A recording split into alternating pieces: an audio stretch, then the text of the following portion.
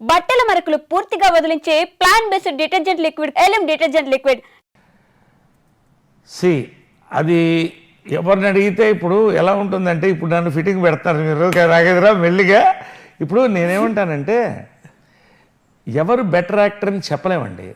Because Rajendra Prasad ఇచ్చిన హిట్లు అతనిదే, అతని యాక్షన్ నేను చేయలేను.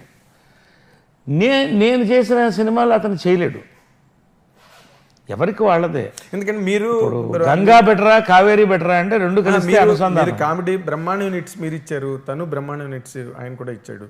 తర్వాత మీరు లేడీ వేషం వేశారు, ఆయన కూడా వేశాడు. మళ్ళీ సెకండ్ ఇన్నింగ్స్లో మళ్ళీ ఆయన ఫుల్ బిజీ అయిపోయారు, మీరు కూడా బాగా బిజీ అయిపోయారు. అసలు అందుకని నేను అడిగాను అనమాట, ఇంత లాంగ్ ఇన్నింగ్స్ మీకు ఆయనకి ఇద్దరికి ఉన్నాయి, అందుకని అడిగాను అనమాట. ఎవరు మీకు నరేష్ ఇష్టమా రాజేంద్ర ప్రసాద్ ఇష్టమా సార్? నాకు నరేషే ఇష్టం ఖచ్చితంగా. మరి ఎట్లా రాజేంద్ర ప్రసాద్ ఇష్టం అంటారు? రాజేంద్ర ప్రసాద్ అంటే ఇష్టమే నాకు. నేను ఇష్టపడాలి కదా. ఇప్పుడు రాజేంద్ర ప్రసాద్లో ఒకటి ఏంటంటే, హీ ఫోకస్డ్ ఆన్ హ్యూమర్. ఇంకా హ్యూమర్లో రాజేంద్ర ప్రసాద్ చేసినటువంటి నంబర్ ఆఫ్ ఫిల్మ్స్ ఎవరు చేయలేదండి, చేయలేరు కూడా. అతను ఒక జీవనదిలాగా అలా వెళుతూ ఉన్నాడు ఆయన. నేను మధ్యలో రాజకీయాలకు వెళ్ళాను, చిత్రంలో లాంటి సూపర్ హిట్స్ ఇచ్చాను, పోలీస్ బ్యారెల్ లాంటి మంచి హిట్స్ ఇచ్చాను. మళ్ళీ వెనక్కి వచ్చిన తర్వాత if you observe also comedy సినిమాలు నేను తక్కువ చేశాను. డిఫరెంట్ క్యారెక్టర్స్ చేసుకుంటూ వచ్చాను. దృశ్యం, గుంటూరు టాకీస్లో లీడ్ రోల్ చేశాను, ఆల్ ఫాదర్ రోల్ చేశాను, రంగస్థలంలో. ఇప్పుడు మళ్ళీ మీరు ఇలా చేస్తున్నారు కదా, అవతల ఆయన శ్రేయోభిలాష్ అని, ఆ నలుగురు అని, తోలుబొమ్మలాట అని, మళ్ళీ తను కూడా మీరిద్దరు ఎక్కడ తగ్గట్లేదు అసలు. మా విషయంలో కూడా మేము రాసేటప్పుడు నరేష్ రాజేంద్ర ప్రసాద్ అంటే ఇట్ ఈస్ ఎ రిడిల్. అంటే చాలా మోస్ట్ వెల్కమింగ్ ప్రాస్పెక్ట్ అండి ఇండస్ట్రీకి. ఎందుకంటే you are also an actor of such potential and ఈ ఆల్సో మీరు ఉండడం సినిమాలకి చాలా హెల్ప్. నేను ఆ రోజు కూడా అన్ని మంచి శకునములే దానిలో అదే అన్నాను, ఒకళ్ళుంటేనే పండగ, ఇద్దరున్నారు ఇందులోనని. కరెక్ట్, మంచిగా.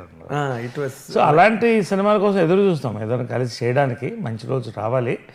ఒకటేంటంటే ఇప్పుడు ఒక్కసారి మనం సీరియస్ కంటెంట్ పక్కన పెట్టి, మీరు ఒక వెల్ టు డూ ఫ్యామిలీలో పుట్టారు, అదే వెల్ టు డూ కండిషన్స్లో పెరిగారు, and you're a handsome person by all means, and మంచి హిట్స్ ఇండస్ట్రీలో. బ్యాక్గ్రౌండ్ చూస్తే అదిరిపోయే బ్యాక్గ్రౌండ్, మంచి క్యాష్ పార్టీ, మీరు ఇన్ని ఉన్నాయి కదా. లవ్ ఎఫెక్ట్స్లో ఎక్కడ పడలేదండి? మిమ్మల్ని ఎవరు క్యాచ్ చేయలేదా? లవ్ అఫేర్స్లో క్యాచ్ చేయలేదా అని మెల్లిగా నన్ను మళ్ళీ క్యాచ్లోకి తిప్పుతున్నాడు. ఇప్పుడు that is the spice of any career అండి. ఇప్పుడు తక్కువన్నీ సంసారం, సాగరం, చదువు, సంస్కారం, విద్యా, వినయం, ఇవన్నీ కామన్గా నడుస్తుంటాయి అవన్నీ. But what is about it? I mean ఇప్పుడు మీరు మాట్లాడకపోతే వస్తున్నా దానికే వస్తున్నా. ఇప్పుడు ఒకటి మాత్రం నన్ను ఒక టీవీలో ఇంటర్వ్యూ చేశారు, మీరు ఏ అమ్మాయిని కూడా ఎప్పుడు కూడా మీతో నటించాలంటే కొన్ని కండిషన్స్ కాస్టింగ్ కౌచ్ ఎప్పుడన్నా పెట్టారా అని అడిగారు. నా జన్మకి పెట్టను అని చెప్పాను. ఎందుకంటే అంతకంటే దౌర్భాగ్యం ఇంకోట్లేదు అని ఒక ఎగ్జాంపుల్ కూడా చెప్పాను. ఒక హీరోయిన్కి పెళ్ళవుతున్నప్పుడు వచ్చి నరేష్జీ నాకు ఇన్విటేషన్ ఇస్తే సంతోషంగా అప్పుడే భోంచేయమ్మా అని సంతోషంగా ఒకసారి ఇలా చూస్తూ ఉంటే, ఏంటమ్మా అడిగితే, నన్ను మీరు ఎప్పుడు ఏం అడగలేదే అని అడిగింది. ఎందుకు ఏం అడగాలన్నా, అదే ఏం అడగలేదే అంటే, అలా అడిగితే ఇప్పుడు నాకు వచ్చి ఇన్విటేషన్ కార్డు ఇచ్చేవాడు. లవ్ చాలా పవిత్రమైందండి, అది పవిత్రాకే చెందుతుంది. కాబట్టి తప్పటడుగులు, దాని మీద కూడా నాకు క్వశ్చన్ ఉందండి పవిత్ర గారి మీద కూడా నేను అడుగుతా. తప్పటడుగులు ఇందాక మీరు అన్న దాంట్లో ఏంటంటే, casting couch is a cheap concept. Falling in love, having crush is something else. Yes. It belongs to another level. అందుకని నేను అడిగాను అనమాట, మీకు అన్నీ ఉన్నాయి క్వాలిఫికేషన్స్ అన్నీ, అంటే మీరు మిమ్మల్ని ఎత్తుకెళ్ళిపోయే క్వాలిఫికేషన్స్ అన్నీ ఇండస్ట్రీలో మీకు ఉన్నాయి. అలాంటిది ఏం జరగలేదా? నన్ను చాలా మంది లవ్ చేశారు, లవ్ చేస్తారు కూడా. ఎందుకంటే డబ్బు పక్కన పెడితే వస్తున్నా, నేను రావాలి కదా, పాయింట్ చెప్పాలిగా. చాలా మంది లవ్ అదే మీరే చెప్పారు, అందగాడు, క్యాష్ పార్టీ, కెరియర్, కాబట్టి అన్ని రకాల వాటి కోసం లవ్ చేస్తారు. లవ్ అనేది it grows as you grow అండి. I have failed many times. Okay, I have failed many times లవ్లో. Yes, I failed many times in choosing a right partner. I accept all this thing, నేనేమీ కాదంట్లా. ఐ ఫెయిల్డ్. మీరు serious topic వైపు నా తప్పు కావచ్చు. మీరు పెళ్ళికి పోట్లా, లవ్కే వస్తున్నాను. సో ఫ్లర్టింగ్ వేరే, ఫ్లింగ్ వేరే, ఎస్ లవ్ వేరే. Yes flirting is I'm a very healthy flirt. Okay, fling అనేది నేను జనరల్గా లవ్ని చాలా మరి ఈ మాట వస్తున్నా. flirt ఫ్లింగ్ అంటే అంటే ఏంటి? ఫ్లింగ్ అంటే ఏంటి? అఫేర్. ఫ్లర్ట్ అంటే మీ నోటితో చెప్పండి. ఫ్లర్ట్ అంటే సరదాగా, ఒక అందంగా, ఒక హ్యూమరస్గా, ఒక రొమాంటిక్ టచ్తో గుచ్చడం, అంతవరకే. It's a very healthy thing. Fling అనేది it's an affair. Yes, affairs అలా పెట్టుకోవడం నాకు ఇష్టం లేదండి. I'm serious lover. నేను లవ్ చేస్తే చాలా, అదే వచ్చిన ప్రాబ్లం నాకు. నేను లవ్ చేస్తే చాలా సీరియస్గా లవ్ చేస్తా. చేశారు అవతల వ్యక్తి చేశాం కాబట్టి ఇన్నైనా కదా, కాబట్టి అది ఇప్పుడు నాకు తెలిసి మీరు బాగా సీరియస్ లవ్లో పడిపోయి 2 ఏళ్ళు నిద్ర లేకుండా లవ్లో మునిగి తేలారంటే అది ఒక పవిత్ర లోకేష్ గారితోనే నేను అనుకుంటున్నాను. తక్కువని ఐ డోంట్ నో. నేను ఇట్స్ సి అదే ఒక్కొక్క ఏజ్లో ఒక్కొక్కలాగా పెడుతుంది లైఫ్. బట్ లవ్ కూడా అండి, ఒకటి నేను చెప్తాను లవ్ గురించి. అదే మొన్న ఎవరు మన అనిల్ రావుపూడి షోలో చెప్తున్నాడు, లవ్ అంటే అథారిటీ ఆయనే అండి. కాబట్టి అంటే లవ్ అనేది ఒక్కొక్క ఏజ్లో, ఆ రోజు రాజేంద్ర ప్రసాద్ 16 ఏళ్లలో లవ్ ఏంటంటే చక్కగా కలిసి సినిమా థియేటర్కి వెళ్ళి చేతులు గీతులు పట్టుకోవడం, ఇది లవ్. 16-18 టైంలో ఇప్పటికైనా అంతే, అక్కడే స్టార్ట్ అవుతుంది. 20-25 ఏళ్లలో లవ్ ఏంటంటే కొంచెం ఫిజికల్గా పెడుతుంది. 35-40 పెళ్లి చేసుకోవాలి, సెటిల్ అవ్వాలని ఉంటుంది. కానీ అసలు ఇవన్నీ దాటి ఒక కంపానియన్షిప్ కావాలనేది 40 తర్వాత నుంచి స్టార్ట్ అవుతుందండి. Today I'm 59 going 60, 50 years in films. So ఈ టైంలో కంపానియన్ కావాలి అనుకున్నప్పుడు అప్పుడు ఎవరు గుర్తొస్తారంటే, నా తల్లి లాంటి ఒక మనిషి కావాలనుకుంటాడు. పవిత్రని అలాగే నేను చూశాను, అలాగే చూస్తున్నా, అలాగే చూస్తా.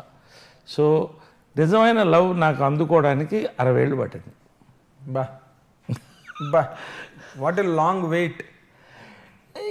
ఇట్ ఈస్ అదే చెప్పాను కదా, ఇట్ ఈస్. మిమ్మల్ని ఇంకొక మాట అడగాలి.